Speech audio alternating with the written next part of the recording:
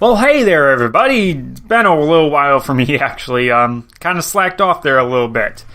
But it's time to, once again, react to Transformers Cyberverse.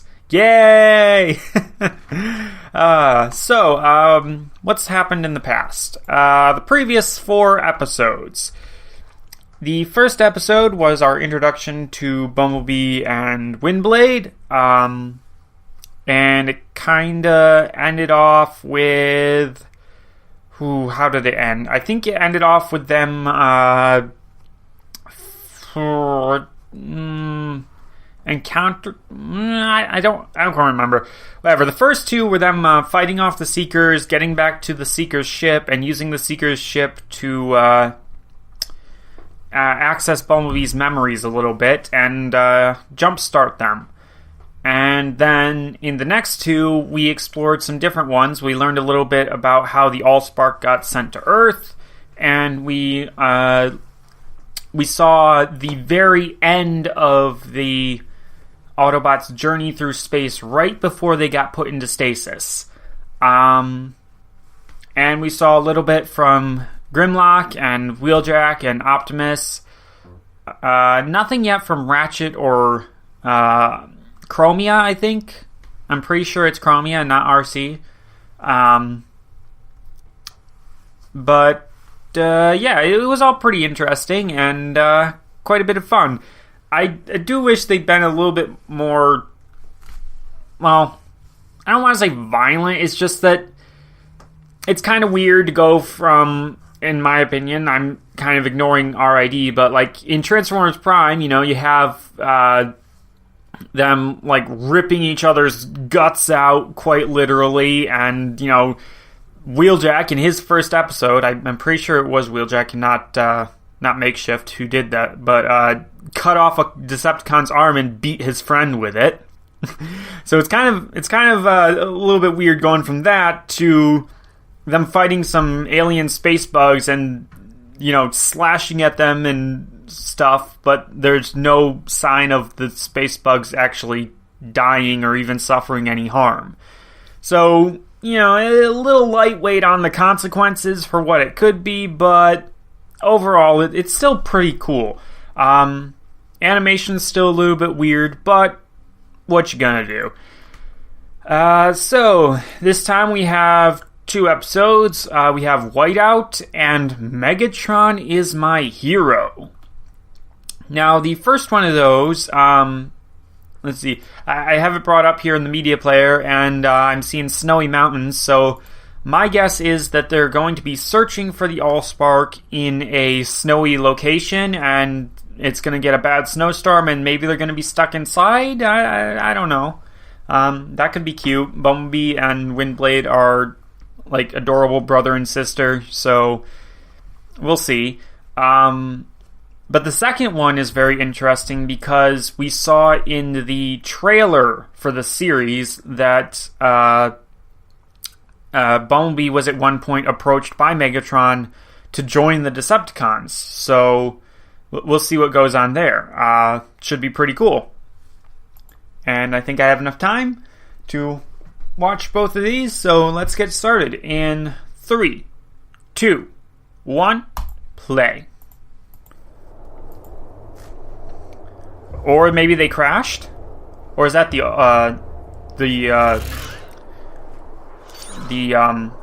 Ark crash site? That is an ugly goat. Okay, so that must be like when Bumblebee first woke up after crashing. And that would explain how he didn't have his memories. But it might imply that the Autobots are scattered all over Earth. That would suck. CI. Okay, here we go. More memories. And he's gonna... So that's your first memory of Earth? As far as I know. B, do you know where this was coming from? Was it the Ark? All I can remember is those little creatures. They were very kind. They took me in. They treated me as one of their own. They even kept butting me with their cute little heads. That's great, B. This place looks so familiar. Interesting. I mean, you were just flying over some mountains, so... There. That's the highest place on this planet. Mount Everest. It's called the Himalayas. We need to check this out. All right. Let's kick it. And by we, I mean me. If we take the ship all the way to the Himalayas, the Decepticon scouts will be able to track us. I'm sorry, B. But I'm super stealthy. And tons of fun. Tons of fun. he You need to seems guard the ship. a lot more And don't worry. mature I'll let you know if I find anything. in the But hey, inside of his listen, own head. If I'm gone, that means you're in charge. Don't touch. Oh, and B, don't press that button. He's like, aw, but I really want to. How fast can she fly? Apparently very fast.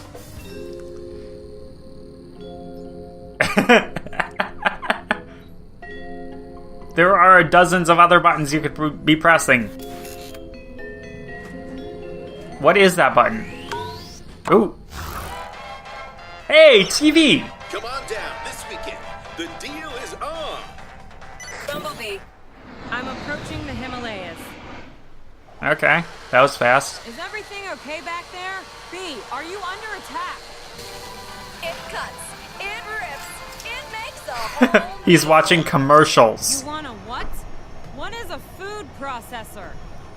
Hold on, I'm going to land soon, and I'll let you know what I find. Wow. Ooh. That's weird. Those look I'm going to land Celtic. soon, and I'll let you know what I find. Ah, Thundercracker. Report to Slipstream. Ooh. Captain, we've intercepted the Autobot signal. Course of action. So that's Track Nova's. Do not engage. Ooh. I'm en route. So that's not Slipstream. That's Nova. Whatever. Now it's time Hey, Wheel of Fortune. to spin the big wheel of prizes. Close enough. To spin the big wheel of prizes.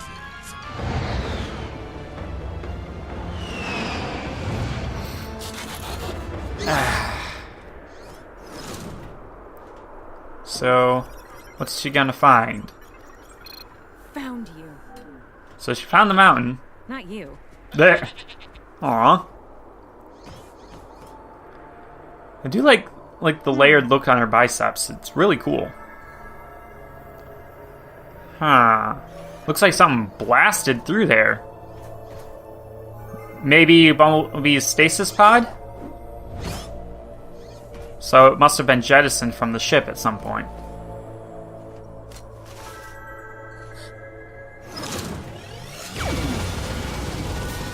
Yeah, Autobot stasis pod. It's from the Ark. it's Bumblebee's. Hey! His blaster. Yeah, that's a good thing to have. So, Bumblebee's, and it came from This can't be up it. there. So yeah, it must have been jettisoned when it B, during the there's crash. nothing but a pod. The Ark's not here. B? B, I can't hear you. You're cutting out. Signal's Headed jammed. back. You're not headed anywhere, Autobot. Oh, In fact, I think it's time you and I had a talk. which one is that?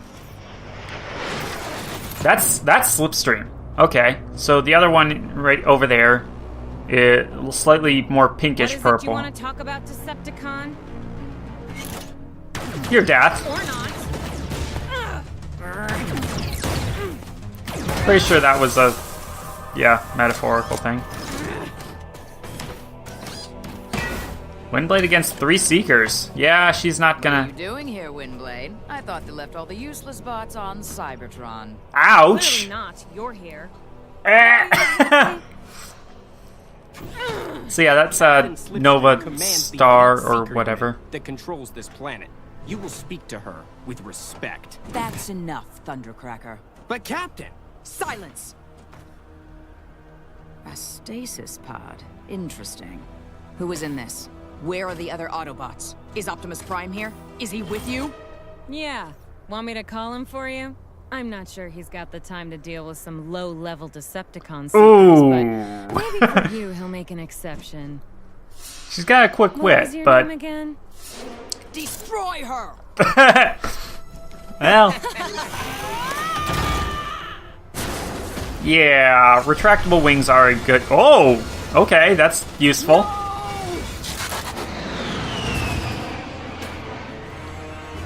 I mean, you all can fly too, so I'm pretty sure you could go after her. Exactly. Oh, okay, that's awesome. Slipstream. I can't remember the third one's name. And they haven't said it yet. I mean, you could transform it midair. That would have helped.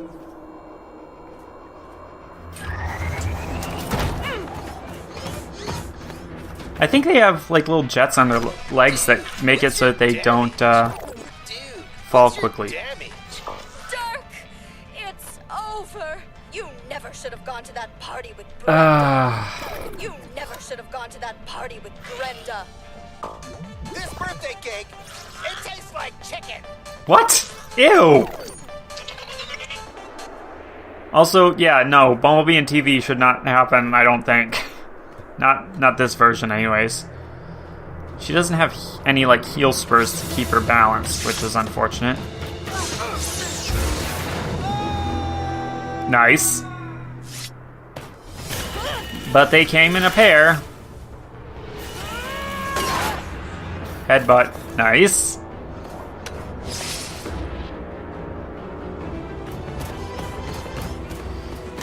She's quite a bit smaller than them, which is pretty cool.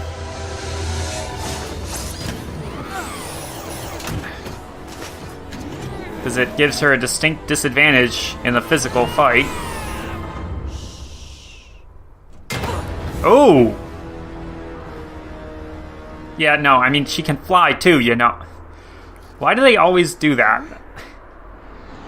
Yeah, exactly. Okay, that was pretty cool.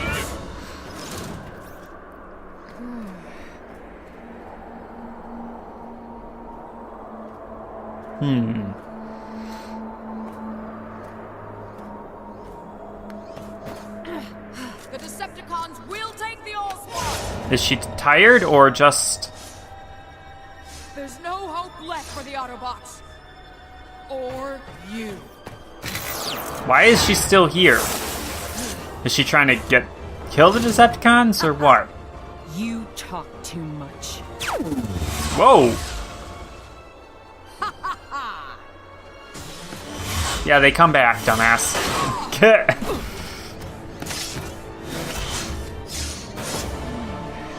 Come on, quickly.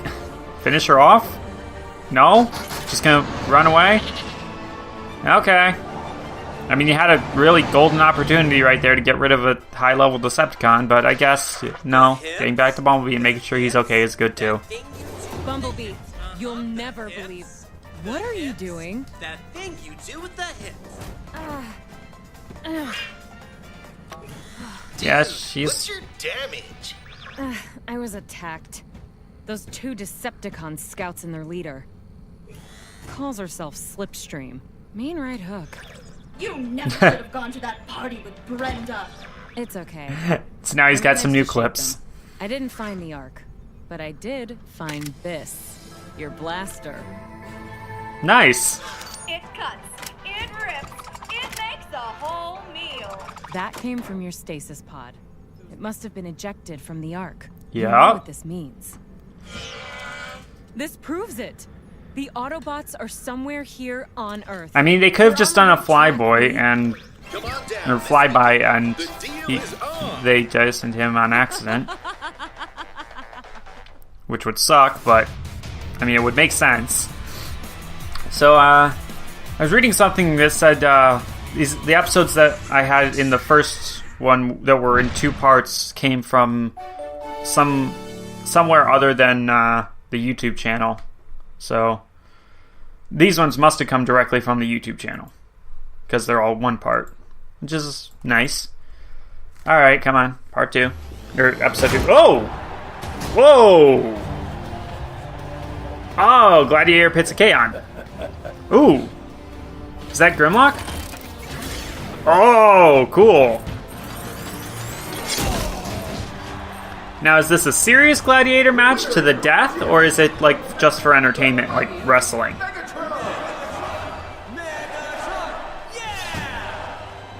Him and Shockwave were buddies before the war? He stands alone in the arena against his opponent. But I am never alone. For you, stand with me! Quite the showman. Megatron is my hero. Not anymore, V. Okay, so I get where this is going. This is gonna actually be showing us like the downfall of Megatron. How he went from being a hero of the arena to somebody that most of the people on Cybertron despise, really. For various reasons. Obviously, some of the Decepticons don't like him because they want to usurp him. How could you and say that? Most of the Autobots He's ruined hate him. everything we love. Just on principle, Really? kind of. But in the arena, everyone loved him. And the way he took down that bot. Whap! Bam! Pow! Yes, he was an amazing gladiator. But that's not the whole story. Yeah, I'm pretty sure it's more like wrestling Try back to then. remember.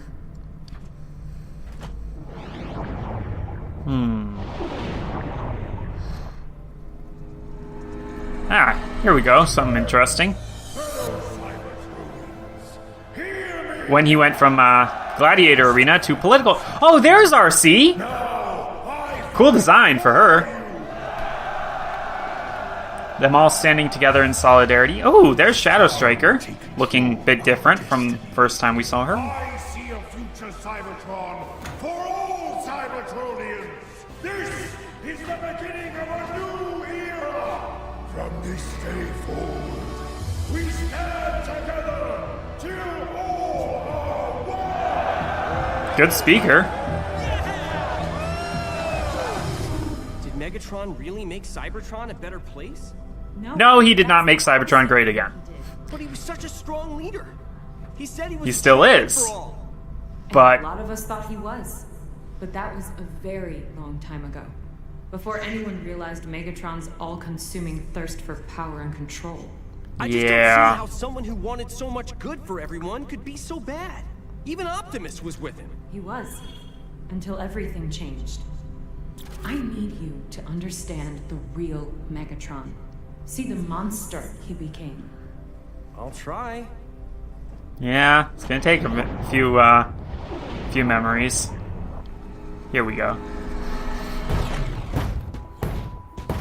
Oh, okay, nice. Too many of them. We should have brought more backup. I do not intend to start a fight. What if he won't listen? Megatron will listen to me. Because they were best buddies, but I am here to see Megatron. Megatron doesn't need to see you. I am not asking. yeah, you two don't stand much of a chance. This Optimus has a bit of a temper. Wow. Where Okay. is Megatron? Some cool color schemes for the... Is that Sunstorm? Ooh, Shadow Striker that's still there. Looking... What are you looking at, lugnuts? Oh. Okay, so they never knew themselves very well. Oh. Okay, what the hell, Shockwave? Oh, look. The file clerk is here to list his latest grievances. Megatron. I know why you're here. You are wasting your time. It is not Oh. a waste of time to speak to an old friend. And what have you come to ask of this old friend? That he might consider embracing a peaceful way to change our world, as we once dreamed. We tried it your way. Now is the time for action. You could still join me. We can accomplish great things together. Yes, we can. His voice sounds a lot better when it's low and gravelly like this. What is at stake and what it will cost. We want the same thing. No, we do not. What you want is power. Think carefully, old friend. If I must, I will do this without you. And if you do not join us, you are Oh dear. against us. I will not join you. Then it will be war. But What about you, Scout? Will you join us? Never. Ooh. I remember. I was so frightened of him. Eventually, we I mean- all were. But I'm not scared of him anymore. You should be. Why? He was the one who... Never mind. Yeah, no. Show me. You don't need to relive that. You don't even need to know about that. Megatron. Yeah, he does. Megatron. Megatron took his voice. No. B. Yes. Scout to base. I found Shockwave's lab. Ooh. Aw, look at the little buggy things. I have activated Vector Sigma. Oh. We have the Allspark. Excellent. It will be mine soon. Cool. Very soon. So Vector Sigma is a real thing, and yeah, those little mini crab bot tank things are awesome.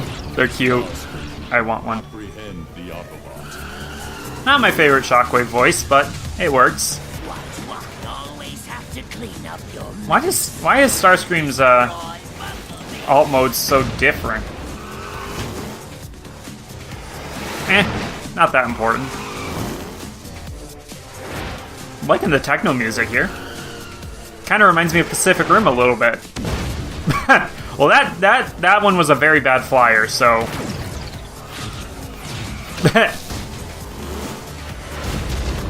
Another bad flyer. Seriously, do they just not have collision avoidance idea, like, mindsets? Oh, what's wrong, Decepticreep? Can't catch a little bee? I like the honeycomb on his grill. That's pretty cool. Shadow Striker. Is she on her second body yet? Yes. Dang. She's pretty strong. So we don't know what happened to her yet. I'm going to disassemble you piece by piece. Or is she kind of like this this continuity's version of Lockdown from Transformers Animated, where she takes like trophy pieces? That would be creepy and kind of awesome. Oh, Soundwave. Target acquired. Whoa! Dang! Oof! Ow! Mission accomplished. They drag him before Megatron. Leave us. What? This scout poses no threat to me. I mean, Bring me all the way here just to push me off a building, did you? You show no fear. You would have made a good Decepticon. I made my choice a long time ago to stand with Optimus. Yes, and look what your noble leader has done to our world. This was your war! yeah. Optimus never wanted this! Optimus had his chance, and this war cannot continue. Then end it! I will. Oh, he's so twisted. He doesn't even feel like he's the one responsible. That sucks. To Cybertron. What? I will use Vector Sigma to reprogram the old spark. Ugh. Create a civilization of Decepticons. Finally, all will be one. Optimus will never let that happen! Optimus will never know. Because you will never tell anyone what you've seen. Oh God. Ugh. Tore out my voice box! I knew he did With that his to you, bare but hands. watching your memory of it, It's alright. I'm okay. it was horrible. Yeah, but Megatron may have taken my voice box, but he can't keep me from talking. I love to talk. Talk, talk, talk, talk, talk. Talk, talk, talk. Bumblebee, we're inside your head. Still talk? Talk, talk, talk. Talk, talk, talk, talk, talk. I can't believe I ever made that scrud a hero. Yeah, he's pretty bad. Okay, so that's okay. Where do I want to start with talking about these two? I suppose I can start by just by comparison. We've got a nice balance starting now in this pairing, at least, between stuff happening in the present day and stuff happening in the past. The first one was all present day, and the second one was all past stuff. So that's pretty interesting, actually. I have to wonder how that's going to be going forward, because next to Cube and Terminal Velocity, like, the first one doesn't really give anything away, but the second one I'm almost certain is set on Cybertron, because I've seen thumbnails featuring a bunch of other Autobots, so it would very much make sense if it was. Unless they find more Autobots in Episode 7. Either way, these two were quite interesting. The first one, I think, honestly, a little bit less so, simply because, yeah, like, Windblade had a golden opportunity right there to just finish off Slipstream. If it were in Prime, I can't help but make the comparison that if it were in Prime, she would have actually gone to finish off Slipstream, and she would have been standing over Slipstream with her sword, and at that point, something would have gone wrong. One of the other Seekers would have shown up, or Slipstream would have revived herself, and they would have fought off Windblade very quickly and fled, and then Windblade herself would have gone back to Bumblebee. So, yeah, that's probably what would have happened in Prime. Here, though, we just have Windblade going off. On the other hand, that does serve to kind of put like a bit of a counterpoint to the actual Decepticons, where it's like the Autobots in this continuity don't take advantage of downed opponents. They don't go for the kill unless they absolutely have to. Which is something that I actually find a little bit refreshing when I think about it, because like the previous couple of continuities, or at the very least Prime and then the movie verse really are the two big ones. It was always, go for the kill. They never really spared an enemy unless he was useful for information. So to see it happening here is quite refreshing.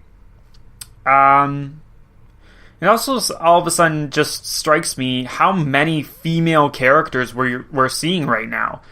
We got 2 female Seekers on the main enemy squadron here on Earth. We've got Arcee and Chromia are definitely a part of the Autobots in the flashbacks, and Windblade herself is kind of a bit of a bridge between those two. So we have a fairly large number of female Cybertronians compared to a lot of other series, which is pretty nice, I think. Simply just because we don't have that many female Cybertronians traditionally, and just see so many of them in this series, including 2 new ones. Because, like, one of the Seekers is not traditionally female, I know that much. They changed the gender there, which I'm not opposed to, because it's a background Seeker that I can't even remember the name of. Hopefully by the end of the series I will. And then the other one, Shadow Striker, is completely original, except for, like, the apparent inspiration taken from Lockdown. And, yeah, that's just really cool to me. And as for the female Seekers, what I find very nice about that is that, honestly, looking at them, you wouldn't be able to tell, apart from, like, their lips, that those are females, because, like, they share the exact same body type as Thundercracker. So it's pretty refreshing to see some female Transformer characters who don't have the traditionally feminine body. We had that a little bit in RID with Strongarm, who was like very big and burly, and honestly, if you just gave a slight change to her, well, not even anything except really her head, yeah, because she had pretty much the same thing where it was like, apart from the lips and the voice, you couldn't really tell that she was a she, which is exactly kind of what I like, because like, why would robots have boobs? Like, that's just not a thing that they should have. Why did I start talking in a southern accent? I don't know. Whatever. But you get the point, right? Like, robots should not, like, Cybertronians at the very least, should not be sexualized. And, like, it would make sense if they didn't have the dimorphism that we as humans have. So, it's kind of nice to see that these are just standard Seeker bodies with a slightly more feminine face. And that's it. Not that some Seekers in previous generations, continuities, have not been very feminine in their faces. I'm definitely thinking about Prime Starscream with that one. High heels and all that.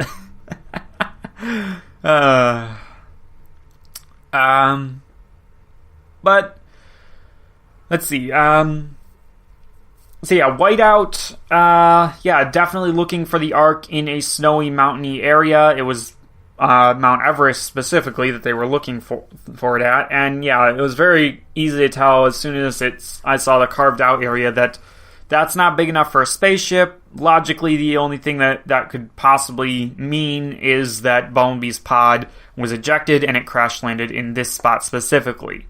I do have to wonder how the hell he got from the Himalayas all the way over to wherever he is now. Then again, thinking about it and thinking about the region that we've seen, where could he be? Well, it depends on which side he crashed. I don't know. Is there like desert, arid type regions like that in India?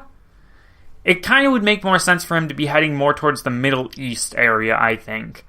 Which is actually pretty interesting because we haven't really had a whole lot of Transformers stuff set there, honestly. I mean, we saw a little bit of it in the movie where they were dealing with some, like, human, like, there was an illegal nuclear plant, I think, at one point that they shut down, which was weird. And then there was, like, something very, like, stereotypical and offensive way back in the original cartoon. But other than that, I don't really think there was a whole lot of, there's been a whole lot of Middle Eastern area Transformers activity. So it would be kind of nice if we had that going on in this cartoon.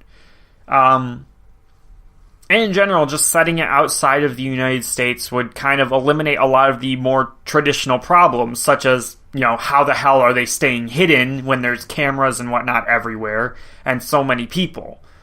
Like, the rest of the world is not empty, but compared to the population density of a lot of areas of the United States, like, there's a large number of countries in the world that have significantly lower populations and, yeah, significantly smaller sizes, but still, especially, like, in the Middle Eastern area where, like, it looks so tiny on the map, but, like, most maps are not globes, so they're probably a little bit bigger than we think they are. I don't know what I'm saying. Like, it would just make a lot of sense, I think, if they stayed in that area and just didn't encounter any people for a while.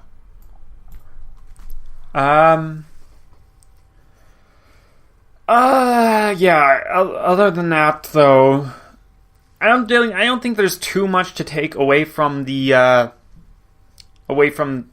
first episode. I mean, he got his blaster back. I honestly thought he lost that in episode 4's flashbacks, but I guess he didn't. Either that or he had a backup. Who knows? It's not really that important. I don't expect them to be shooting anybody anytime soon, and even if they are shooting at someone, I don't expect those shots to be doing a whole lot of damage. But I guess it is just nice for them to have another weapon on the side. especially since Bumblebee's only weapon is his stinger, while Windblade has her sword and her fans, which are just really cool. Hey, I just got it. Why those are her weapons is because like she's a geisha inspired character, and like traditionally when you see like geisha type characters in like a kung fu movie or whatever, they have like those weaponized hand fan things. Well, she doesn't have those, but what she does have is the fans on her wings there. That's pretty cool, actually. Nice little play on two things having the same name, even though they're not really all that similar. And it's also kind of interesting because she did have a fan in toy mode. Like, when her Generations toy came out, there was a little piece that could be taken off from her head that could be used as a hand fan weapon. So, that's just pretty interesting, I think, all around. But let's move on to the second one, and Megatron is my hero. It is kind of nice to see the journey there, even though like we're not really seeing it in too much detail. I'm very much used to the IDW version of Megatron at this point, who has a very, very detailed history put out over the course of many, many years about how he went from being a miner to being a gladiator to being the leader of a political movement to being an absolute terrorist. And then redeeming himself after that and becoming an Autobot again. Or for the first time, technically. Whatever. All around, just a really cool story for Megatron in the comic books. Obviously, I don't think we're going to be seeing that here. He's definitely gone over the edge. But I definitely think that that's one of the stories and plot lines that probably would have benefited from having a half hour to flesh it out. So that way we could see a bit more of Megatron's personality before he became a monster, and also see maybe some of the events that maybe led to him becoming more extreme in his methods and losing a bit of touch with reality, and just coming to the conclusion that number one, violence is the only answer, and number two, that he was the one who deserved to be the leader. Like, we haven't even gotten into, why did Megatron choose to enter the political arena? Which, granted, this show could explore that in the future. I mean, it could be like Steven Universe, where like these questions are raised now, and yet we don't get the answers for another 30 episodes, which would kind of suck. I'm starting to get the feeling of what people might have felt back when they first started watching Steven Universe, and it's like, when are we gonna get some answers? Only slightly. Like, it's not as pressing on my mind because I have all these other timelines where I know what happened, and so I can kind of guess and fill in the gaps and have headcanons and whatnot that are probably fairly close to what's actually gonna happen. But just all around, it was pretty nice to see, like, here's Megatron, hero of the arena, everybody loves him, and I'm pretty sure that was Grimlock that he was beaten down. Very, very G1-y colored Grimlock, actually. It would be kind of nice if we saw, like, Grimlock getting, really heavily damaged, or maybe that was when he got heavily damaged, and getting rebuilt into the newer, version that we've seen in Episode 4. But, I'm saying that a lot. We also got to see some of Shockwave and Soundwave and more of Shadow Striker. And I'm still keeping with the feeling that she has a bit of a grudge against Bumblebee, like a big grudge. And it would kind of make sense in this case, where it's like she wanted something from him and she never got it because Megatron just let Bumblebee go after tearing out his voice box. And yeah, I'm definitely leaning towards, at this point, her being like the Cyberverse version of Lockdown, and having, like, she just takes people's parts when she beats them. Which, yeah, gross, but makes sense. from a certain point of view. And yeah, I'm just very interested to learn more about her. And Soundwave is pretty cool. I think I like him overall a little bit more than Shockwave. Shockwave's little drones, though, those were cute. I very much like those. I hope... My hope is that with how absolutely just shitty these Cyberverse toys have been, I'm very much hoping that at some point some third-party company puts out, like, just regular transforming versions of the Cyberverse characters, designs, rather, and no gimmicks at all. And if that ever does happen, and we get a Cyberverse Shockwave that's like that, excuse me, I very much hope that it comes with at least one of those little spider drone things. If it does, I might be tempted to buy it then, which would make it the first third-party purchase I ever make. But yeah, outside of that, did we see anybody else? We saw a little bit of Starscream in the flashback there.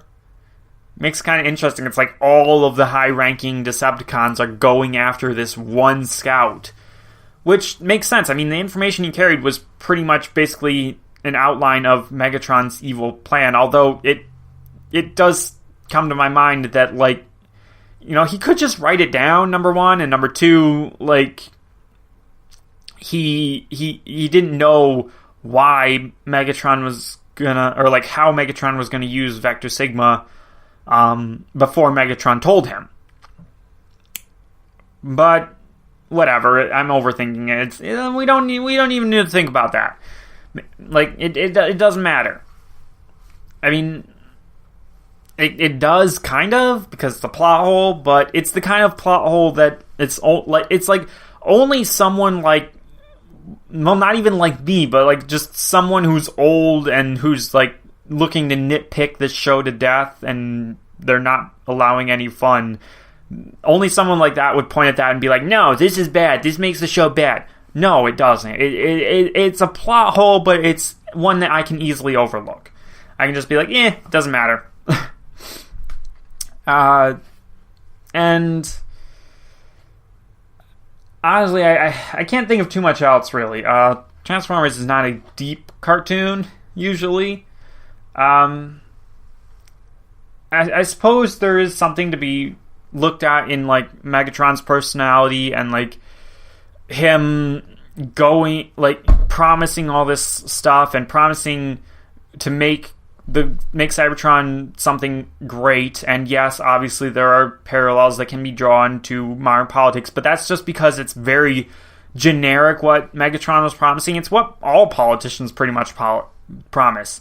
They promise to make your government, your whatever area of land your government governs, they promise to make it better. They promise to make your life better and improve things, and usually they don't. Usually they don't.